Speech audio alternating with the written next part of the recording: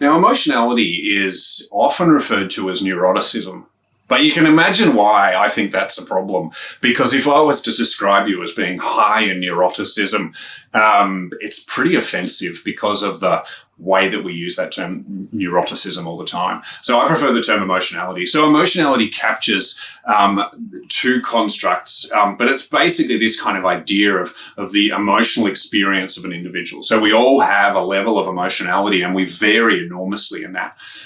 So it's a combination of withdrawal and volatility. So withdrawal is this idea of being a bit more fearful, of having a level of insecurity, of struggling to handle difficult situations. And you can see that a lot of this language around this particular component, withdrawal, are negative, and that is the case with emotionality.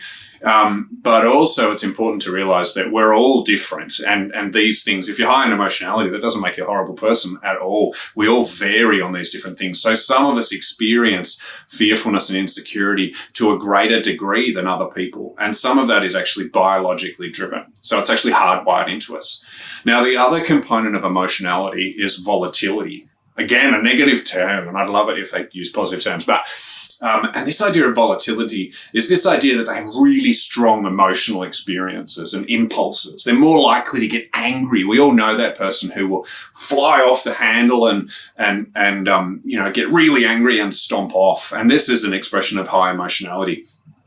Either that or an expression of the fact that you haven't been very nice to them and you deserved it.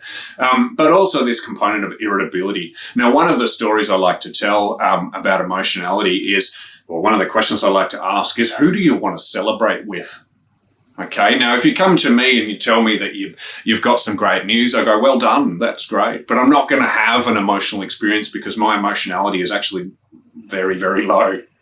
Okay, the person that you want to go to and the person that I want to go to when I've got some good news, even though I'm low in emotionality, is the person who's high in emotionality, because they're going to get all excited. They're going to have this, they're going to give me a big hug and they'll say, fantastic, that's so exciting. And then later on they go, oh my goodness, I'm so excited about that, because their experience of emotions is so much richer and stronger than mine. And I really, really value that in people that sit around me.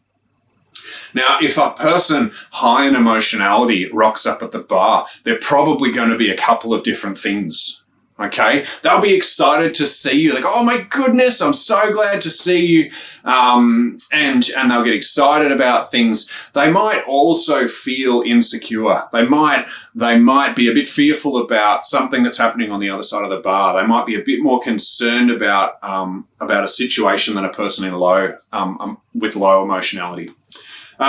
Now, they also might have someone bump into them and spill their beer on them, and they're likely to crack it and to get really, really cranky about it, and you might have to calm them down. Okay, so this person, they're a live wire. We know them, but they're also lots and lots of fun to be with. I have friends who are high in emotionality, and I absolutely love their company, particularly being someone who's low in emotionality.